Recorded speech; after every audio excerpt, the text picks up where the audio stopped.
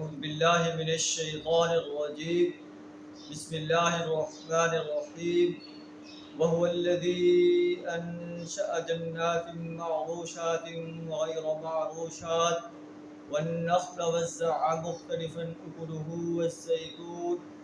والزيتون والرمان متشابها وغير متشابه كلوا من ثمره إذا أثمر وآتوا حقه يوم حصاده ولا تسرفوا إنه لا يحب المسرفين. صدق اللہ العظیم. سورہ انعام آیت نمبر 141 آپ کے سامنے تلاوت کی ہے.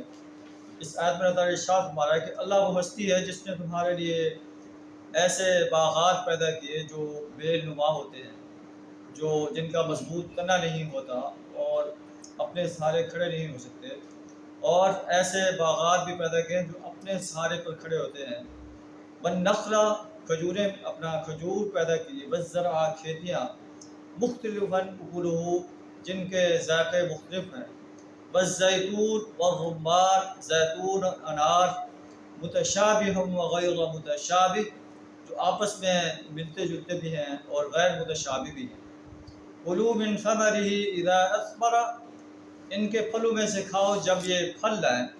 وآتوا حقہ یوم حصادہ، اور جب تم ان کی فصل کاٹنے لگو، ان کو باغ کے پھلوں کو توڑنے لگو، تو ان کا حق بھی ادا کرو جو اللہ نے تمہارے اوپر عائد کیا ہے کہ غرباء یتامیٰ کو، فقراء و مساکین کو بھی ان پھلوں میں سے دو.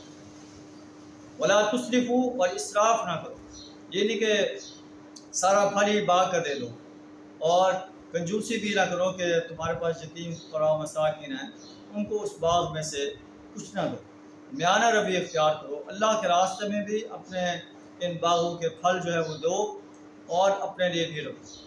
ولا تسرفوا، اور اسراف نہ کرو، انہ لا یحب المسرفین، بے شک اللہ اسراف کرنے والوں کو پسند نہیں کرتا. اللہ سے دعا کریں ہمیں قرآن کی اس پہلی رہنمائی کو اپنانے کی توفیق عطا فرمائے. وآخر دعوانا الحمد للہ رب العالمین.